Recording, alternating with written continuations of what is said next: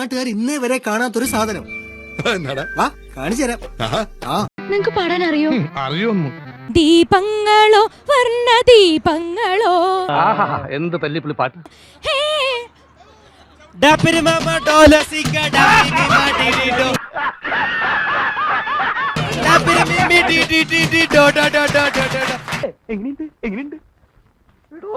എന്നെ നാണം കെടുത്താനായിട്ട് പറഞ്ഞ തിരിച്ചിരിക്കുകയാണ്.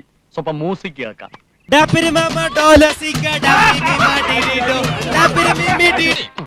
നിനക്ക് ജോലിയൊന്നും കിട്ടിയില്ലേലും ഇതുകൊണ്ട് ജീവിക്കാം. അത് തൈപ്പറമ്പുകാരൻ ഇപ്പോഴാണ് മനസ്സിലായത്. താത്വികപരമായ കാര്യങ്ങൾ സംസാരിച്ചിരിക്കുമ്പോൾ നമുക്ക് എന്തെങ്കിലും കുറച്ച് രസകരമായ കാര്യങ്ങൾ കേൾക്കാൻ. പറയൂ. എന്ത് പറ്റി? ഭയങ്കര ക്ഷീണം. ഫുൾ ടൈം പ്രാക്ടീസ് ആയതുകൊണ്ട് അങ്ങനെ ഒരു ക്ഷീണമായി പോയതാണ്. വയസ്സായി വരികയല്ലേ, കുറച്ച് കോയപ്പെടുത്തിട്ട് നല്ലോണം ഒരു പിടുത്തം പിടിച്ചാൽ ഇല്ല, ജയൻ ചേട്ടൻ ഭയങ്കര ടെൻഷൻ ആണെന്ന് തോന്നുന്നു സ്റ്റേജിൽ കയറാൻ. ഞാൻ സ്റ്റേജിൽ കയറാനുള്ള ടെൻഷൻ മാത്രമല്ല, ഞാൻ ആദ്യമായിട്ടല്ലേ ഫ്ലൈറ്റിൽ കയറുന്നത്, അപ്പൊ അതിന്റെ ഒരു ടെൻഷൻ. അങ്ങനെ വരാൻ വഴിയില്ലല്ലോ. ആദ്യമായിട്ട് ഫ്ലൈറ്റ് തൊട്ട് വന്നിച്ചിട്ടാണ് കയറിയത്.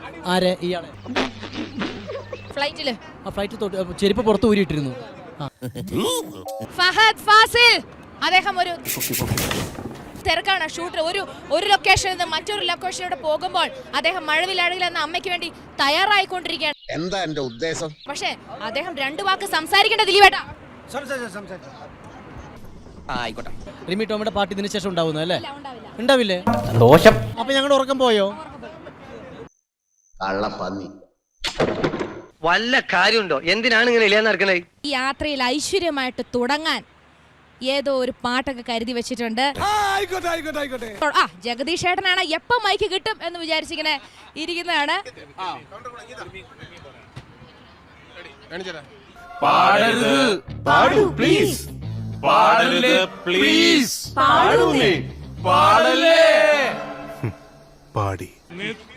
വിശുദ്ധയാം കന്യാമറിയമേ. അറിഞ്ഞില്ല ഉണ്ണി ഇത്ര നന്നായിട്ട് പാടുന്ന അറിഞ്ഞില്ല. ആരും പറഞ്ഞില്ല. ഒരു കാര്യം പറയട്ടെ, മേക്കപ്പ് ഒന്നും ഇല്ലെങ്കിലും എന്റെ പൊന്നെ എന്ത് ഗ്ലാമറാണ് ഇവരെയൊക്കെ കാണുന്നത്. ഞാൻ നേരിട്ട് കണ്ട ഒരു ആളെന്ന രീതിയിൽ പറയുകയാണ്. എന്നെ പൊക്കി പറഞ്ഞ് സോപ്പിടാനുള്ള പരിപാടിയാ കള്ളന്മാര്. എന്നെന്തിനെ പൊക്കി പറയണേ? കിടക്കട്ടെ, എന്നെ കൊണ്ട് ഇതൊക്കെ അല്ലേ പറ്റുള്ളൂ. വളരെ നന്ദി ചർച്ചയിൽ പങ്കെടുത്ത്.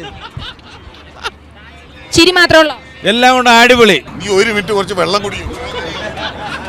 അയ്യോ അങ്ങനെ പറഞ്ഞൂടാ, പിന്നെ ഞാൻ എന്തിനു വന്ന?